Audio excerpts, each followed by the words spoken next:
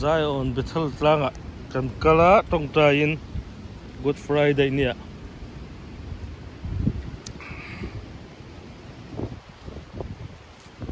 Akong palong kop may ay sa asang chala fitang zangen yang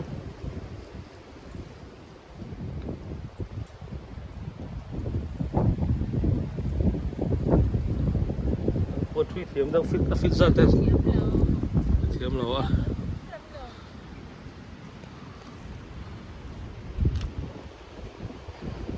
hi Zion Plang Indiana state ani he an pa hi sa pania an nu hi ke mani kol rammi pathian ngai sak ma pathian chi tak an ni ma bia ke su ala zo lo deu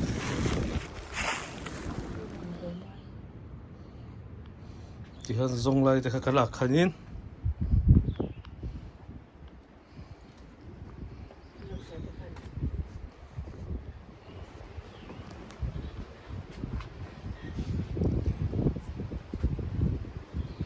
nal khop mai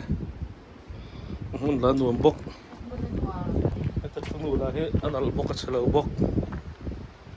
amun na han mil klak hi ta hi than sata Indianapolis vela kan inte ni mai ser dar bil pe ngai to la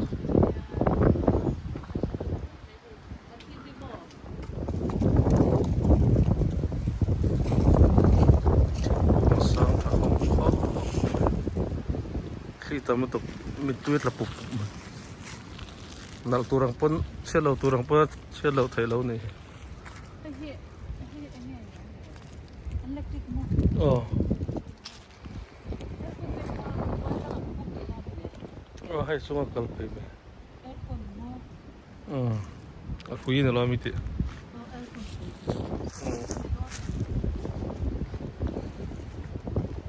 ai aron lon chau na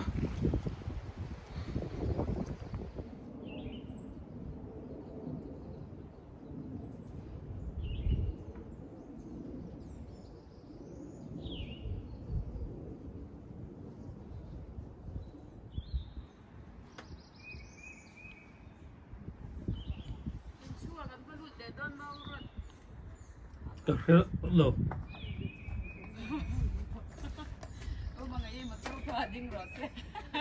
Kan foto doon ay motor astra tanga